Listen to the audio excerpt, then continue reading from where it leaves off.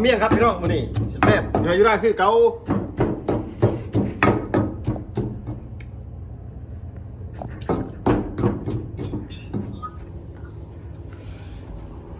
เรียวละ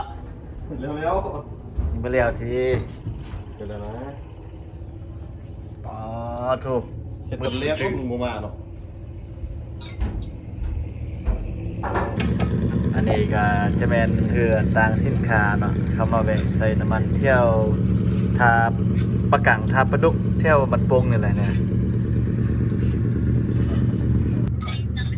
ตอนนี้ก็เสร็จเป็นที่เราเรียบร้อยนะว้าถูก เปิด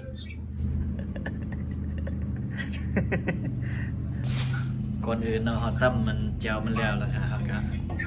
เอามาเครื่องมาล้างแล้วซอยนิดนึงเนาะเพื่อจะเอาไปกับตั้มเมียง สูตรได้ สุดใจจริงกบ บาดเจอ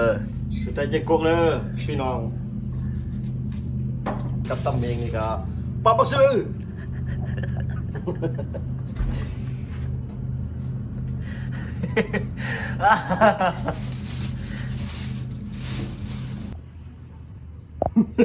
ไปถ่ายคลิป เอาก็ถามมาเครื่องเรียบร้อยเอาจัดเบิ่งดู เปิดเพื่อ FC ทางอันเจงกกเนาะ พุ่นน่าตะเลือกเลย เป็นเอาได้เป็นเอาได้ แก็บ คอมเมนต์ได้ว่า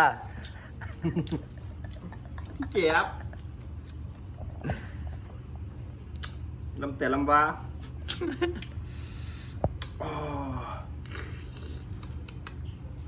พุ่นน่าโธ่